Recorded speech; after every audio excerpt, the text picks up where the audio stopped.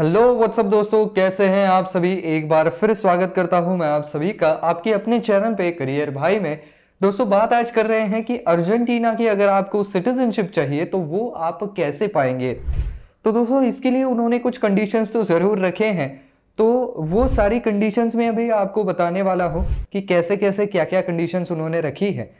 तो इस सभी के बारे में चर्चा करेंगे ज़रूर, लेकिन आगे बढ़ने से पहले अगर आप इस चैनल पर नए हैं, अब तक आपने सब्सक्राइब नहीं किया हुआ है, तो दोस्तों इंतजार किस बात का कर रहे हैं।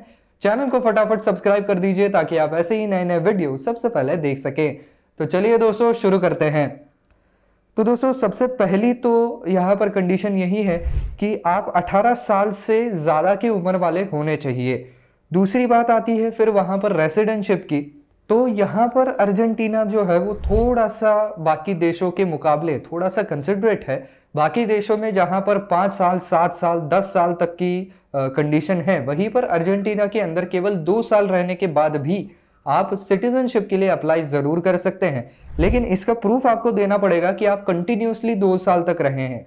और इसके अंदर डीमेरिट फिर क्या है कि बाकी के देश 5 साल कहते हैं, लेकिन उनमें से एक्चुअली आपको 3 साल ही रहना पड़ता है। और बचे हुए 2 साल के जितने दिन हैं, उतने दिन आप 3 सालों में कहीं भी बाहर रह सकते हैं उस कंट्री के, फिर भी वो दिन जो है वो गिने जाते हैं। लेकिन अर्जेंटीना में क्योंकि सिर्फ 2 साल की ही यहाँ पर शर्त है, तो उन 2 सालों में लेकिन आप बाहर नहीं जा सकते हैं। अर्जेंटीना में ही वो 2 साल आपको पूरे कंप्लीट करने पड़ेंगे, वहीं पर गुजारने होंगे। और इसका जो प्रूफ है वो डॉक्यूमेंटेड रहेगा डायरेक्शन दे माइग्रेशन से। तो यहाँ पर ये सब कुछ डॉक्यूमेंटेड रहता है, तो वहाँ से प्रूफ लाना पड़ेगा कि हम कंप्लीट 2 साल यहीं पर रहे हैं। क्योंकि जाहिर सी बात है, जब भी आप कंट्री से बाहर जाएंगे और फिर अंदर आएंगे तो हर बार ये डॉक्यूमेंट जो है वो अपडेट होता रहेगा, तो उससे उनको पता चलता है कि कितने दिन आप रहे हैं। इसके अलावा बर्थ सर्टिफिकेट लगेगा, जो कि अर्जेंटीनियन काउंसुलेट जो है आपके कंट्री की, उसने वहां पर लीगलाइज किया हो। तो सबसे पहले आपका बर्थ सर्टिफिकेट आपके कंट्री में जो अर्जेंटीनियन कॉन्सुलेट है वहां पर जाकर के दिखानी पड़ेगी। फिर वो बर्थ सर्टिफिकेट वो लोग लीगलाइज करेंगे और फिर वो आप वहां पर सिटीजनशिप के लिए अप्लाई करते वक्त दिखा पाएंगे। इसके अलावा एक डॉक्यूमेंट होता है जिसे वो कहता है DNI, और आपका पासपोर्ट, इन दोनों की कॉपीज वहां पर लगने वाली है। इसके अलावा सर्टिफिकेट ऑफ डोमिसाइल लगेगा। साथ ही साथ इसका प्रूफ आपको दिखाना पड़ेगा कि आपके पास सफिशिएंट फंड्स है अर्जेंटीना के अंदर रहने के लिए और वहां पर एक स्टैंडर्ड ऑफ लिविंग मेंटेन करने के लिए। साथ ही साथ ये भी प्रूव करना पड़ेगा कि आपके पास प्रॉपर जॉब है, जिसके लिए आपको आपका वर्क कॉन्ट्रैक्ट वहां पर दिखाना पड़ेगा, जो कि उनकी नेशनल लैंग्वेज स्पेनिश में होना जरूरी है। अगर आपके बच्चे जो है वो अर्जेंटीना के अंदर ही जन्मे हुए हैं, तो वहां का बर्थ सर्टिफिकेट और वहां का certificate of the immigration office, ये भी आपको वहां पर दिखाना पड़ेगा। इसके अलावा आपकी क्रिमिनल बैकग्राउंड को भी चेक किया जाएगा कि आपके ऊपर कोई मुकदमा तो नहीं चल रहा है, या कोर्ट ने आपको किसी मुकदमे में सजा तो नहीं सुनाई गई है आपको, या आप किसी गुनाह में सजा काट करके तो बाहर नहीं आए हैं जेल के। तो ये सारी चीजें वहां पर जरूर चेक की जाएंगी, और अगर ऐसा कोई रिकॉर्ड मिला तो जाहिर सी बात है कि आपको सिटीजनशिप नहीं दी जाएगी।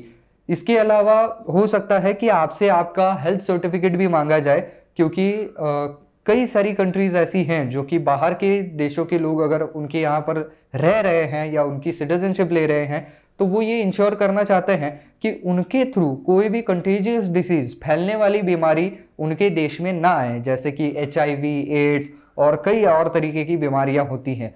तो उसके लिए आपको एक सर्टिफाइड और गवर्नमेंट डिपार्टमेंट में काम करने वाले डॉक्टर से ये सर्टिफिकेट लाना पड़ेगा कि ये आदमी पूरी तरीके से फिट है।